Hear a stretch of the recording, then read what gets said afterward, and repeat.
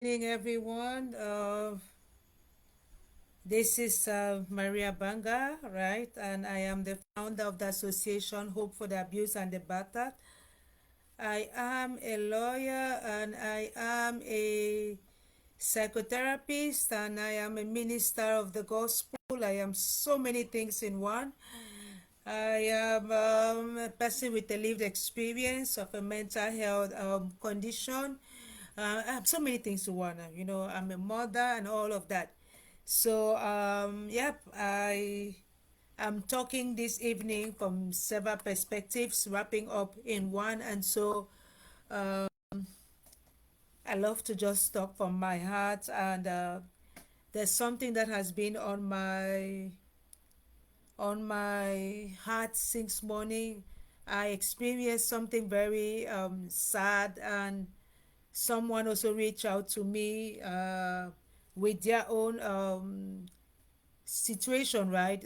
Crying out for help, and it really made me wonder if we have not been talking a lot about it and what we can really do about it.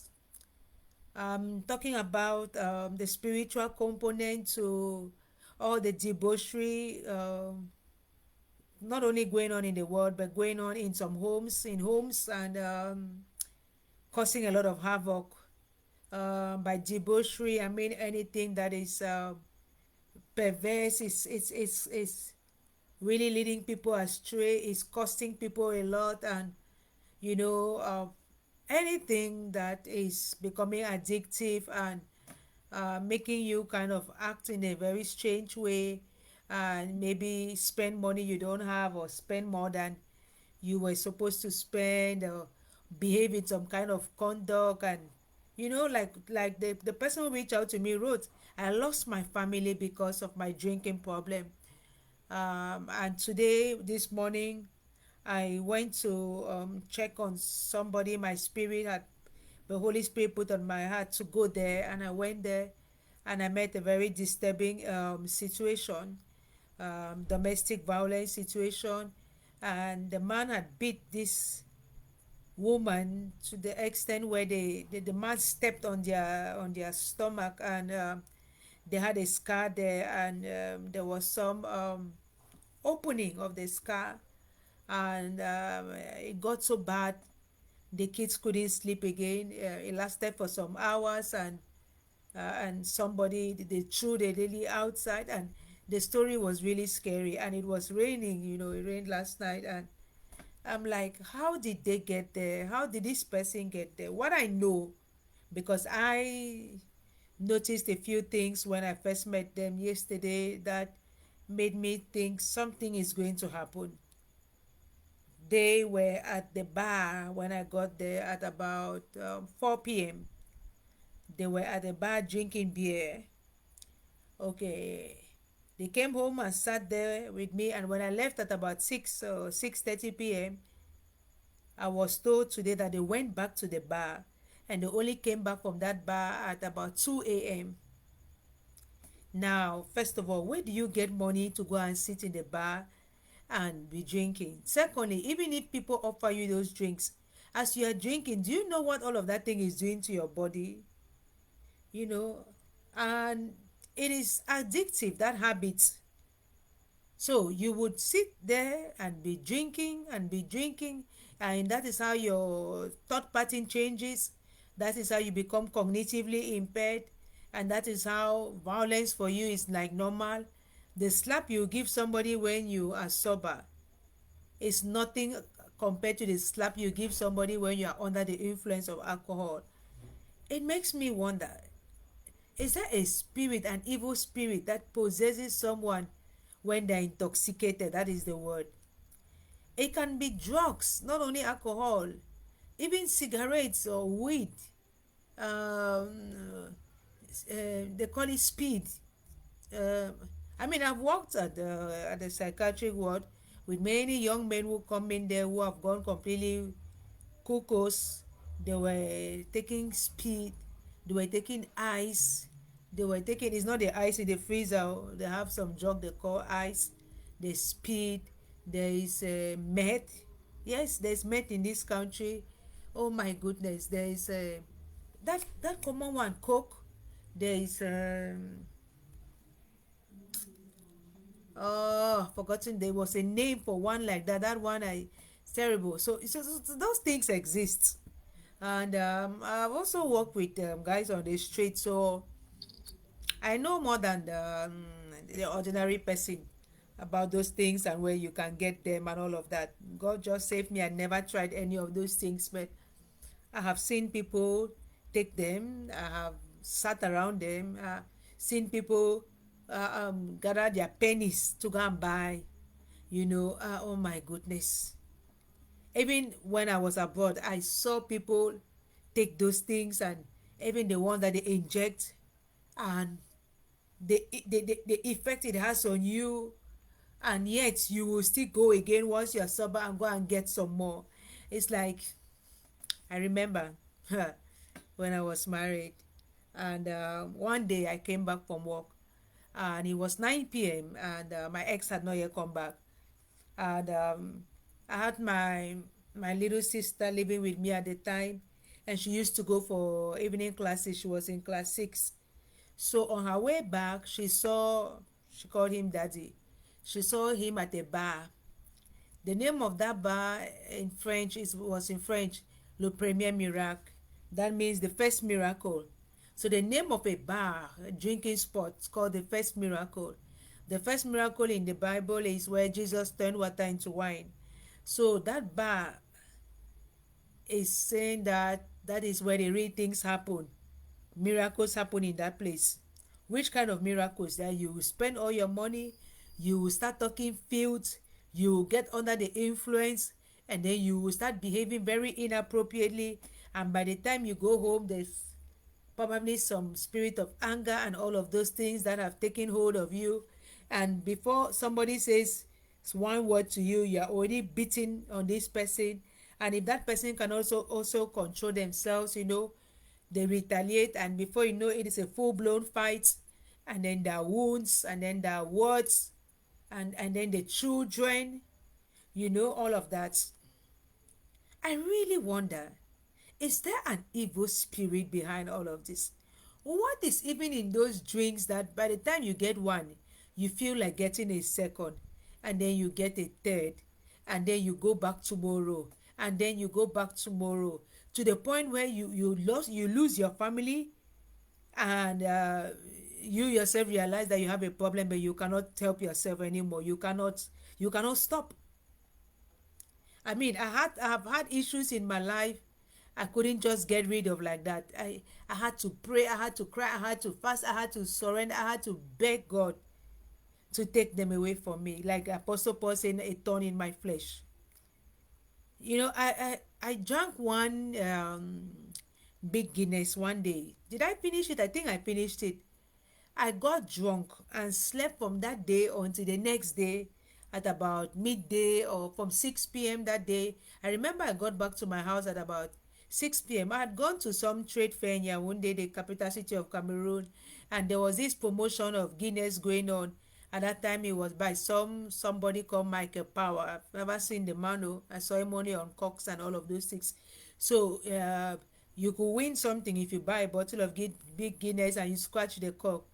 So I bought one. I wanted to win, and I did win a casket, a face cap, and a T-shirt, and a stylo pen. Yet yeah, I didn't want to throw the drink now, so I had to drink, because if I compared how much I bought the drink for and all what I won, the margin wasn't too much, so I would not throw my drink. I drank it. By the time I was midway gone, I knew that there was trouble.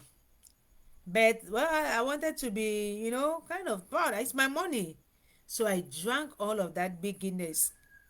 Oh my God, my head was spinning. I was so quiet. I'm grateful that my own drunkenness did not manifest itself in words and awkward behavior. Instead, I was so quiet. It's like there were ants in my head, and I just wanted to get home and sleep.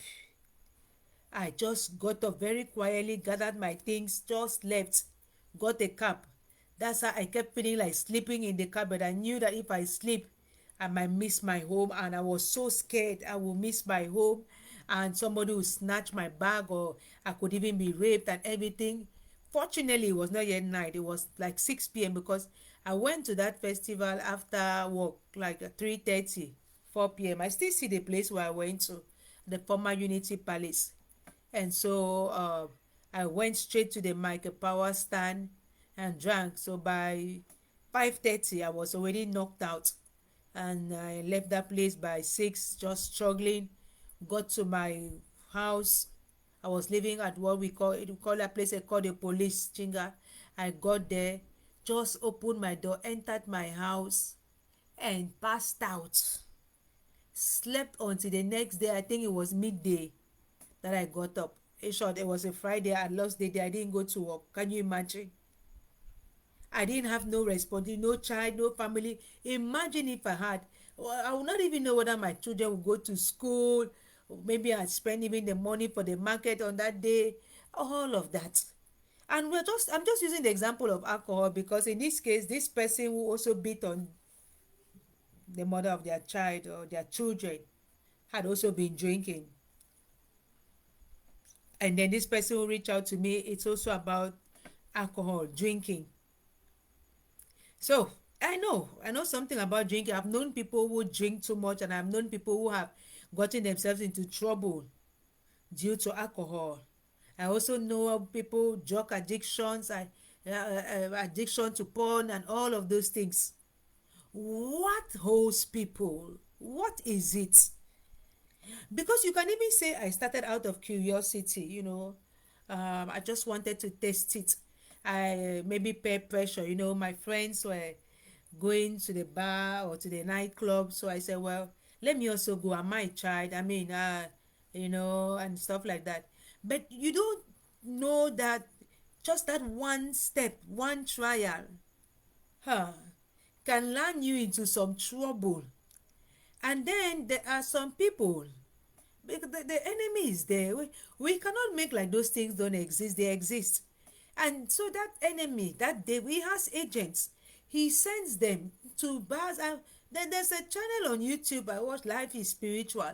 The person themselves, one of the people there, I think the wife, she talks about how she was a devil worshiper for how many donkey years. There are people on YouTube. There are people, and what do? They go into nightclubs, they go into bars, they release those spirits, they drop something in somebody's drink, they do this, they do that, they even offer you drinks which are already bewitched and all of those kind of things. I'm just using drinks. It could be anything. It could be something you bought with your money. It could be even a choice you made, as I said in the beginning, to just go and test. It can land you into so much trouble. Imagine losing your family because of your drinking habit. Yes, you need help. Are you aware you need help? And yes, will you go? Because I told this person when they contacted me, I said, well, I cannot help you virtually. I would like to meet with you and offer you at least a session to kind of assess, and then we agree on the work to do. They never showed up. I know it is difficult to hold a mirror to yourself, but when you lose your family because of your habits, or when you beat somebody until they bleed and the scar opens, who is going to take them to the hospital? Who is going to bear those consequences? Who is losing out now? Who risks going to jail because of all of that? And then by the time you become sober, you realize, hey, I've lost my family. Sometimes you go back to the bar to kind of like drown away the sorrow of having lost your family. And that's how you are just sinking. From losing your family, you lose your job. So no more source of income. Are you going to start stealing? And then maybe your house, if you are not yet paid up the house like out there, or if you are paying rent and you cannot afford the rent 1 2 3 months, the landlord kicks you out. You start moving around from relative to relative, relatives kick you out. In the end, you find yourself, you're homeless, and yet the habit is there, it's not going nowhere. So you have to now start stealing to feed that habit, or out there you beg, you panhandle or pan whatever they call it, so that you can get some money to feed that habit. Is there any hope?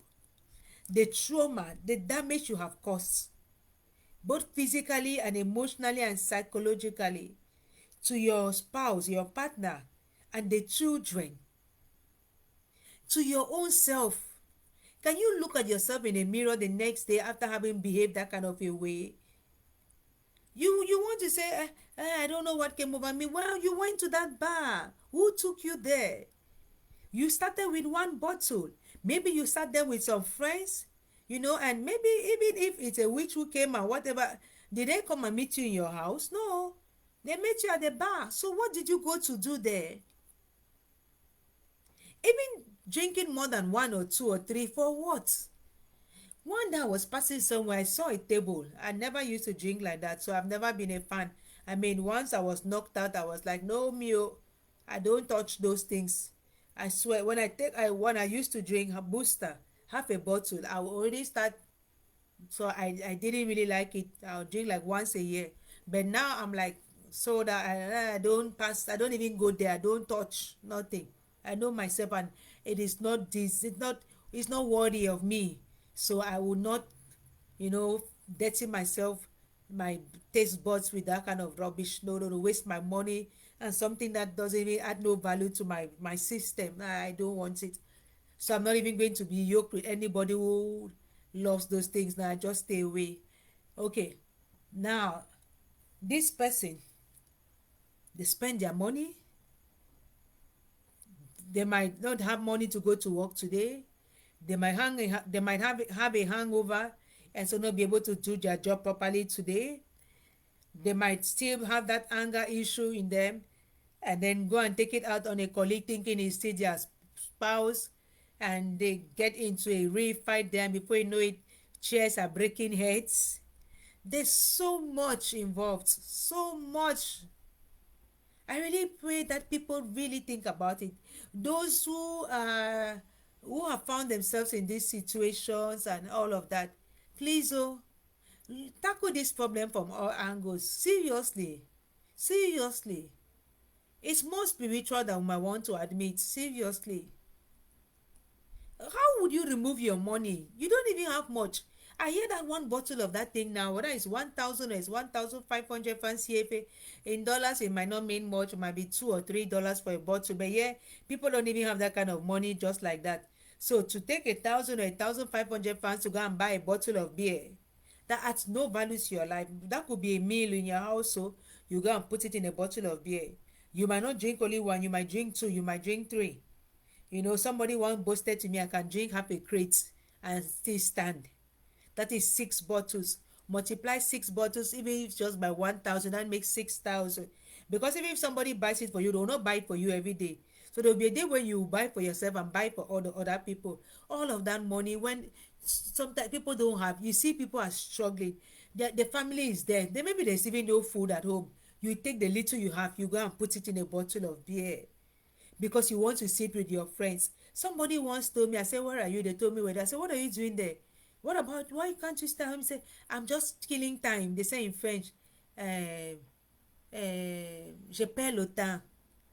So I'm just passing time. I'm just spending time. I'm just, yeah, like I'm wasting time. I'm killing time. Like the life has no meaning. So, well, let me at least go and sit there and be talking. There's no way you can sit in a bar with friends and don't end up drinking a bottle of beer. How can you say you're just killing time? So you just want to have a family just for the sake of having, but you cannot spend the day with them. You see how it started Sunday? They didn't go to church. So that was already idleness. No work on Sunday. You don't go to church. So the next thing to do is bait and go out. Go and sit at the bar. At least maybe you are offered one bottle or you buy one bottle for everybody. It's like Jangi rotation. Because if you are 6 of you, you buy one bottle for each person. Let's just say 1,000, 6,000. Then the next person does one round. In the end, you would have drank 6 bottles because all 6 people might be in good mood and they will buy for all 6 of you. So all of you. And to prove to your friends that you're a man, you will not get up and go after the third bottle now. No, they'll laugh at you. Who wants to be laughed at? So you will sit down there and drink 6 bottles. Even if by the time you get up after having drunk them, you fall in the gutter. In the village, they have what they call matango palm wine or sachet whiskey Oh my goodness. Somebody had the audacity to ask me once, a man, say, why am I only keeping things for women in this village and children? I said, so what do you want? He said, I should buy him that sachet whiskey. I was like, seriously?